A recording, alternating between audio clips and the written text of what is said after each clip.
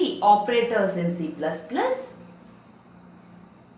Operations are represented by operators and the objects of operations are referred to as operands. Then the input operators we are using here, cin. Then output operator, along with this we are using the command cout. Cin means console input, then cout means console output. Then let us see how to print the sum of two values in C++. We have already discussed the structure of C++ program in my first video. What is the structure? How do we start?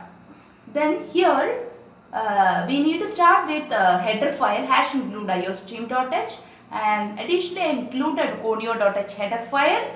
Then int main, this is a function returns an integer value. Here this is must, that is brace you have to use. Then clear screen, for clearing the screen we need to use this one, clear screen, CLR SCR. This is an inbuilt function. For that I included #include conio.h here. Then this is the variable declaration part. Along with data type we need to define the name of variables. Int is the data type, value 1, value 2 and sum. These are the three variables we need to declare in this program.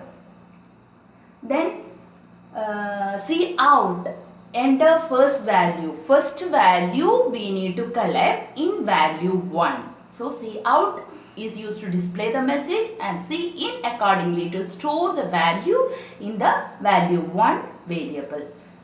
Like that way we can display any number of messages, we can include any number of cin statement as per our wish and according to our program's purpose.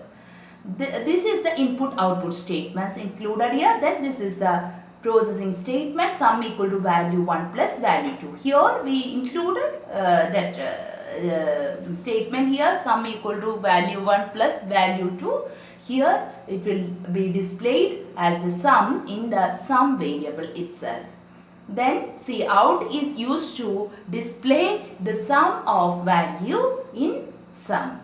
Then return 0. Whenever you are using int main function, don't forget to include that return 0, and this brace is also here. It is not closely visible here. So you have to make sure that whenever you open this one, after the program you have to close the brace. This is a structure. And one more thing you need to make a note.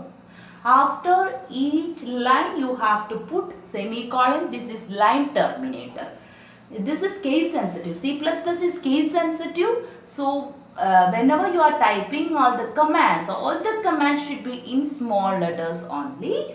And whenever you are typing a sentence or a message to display, at the end you have to use semicolon.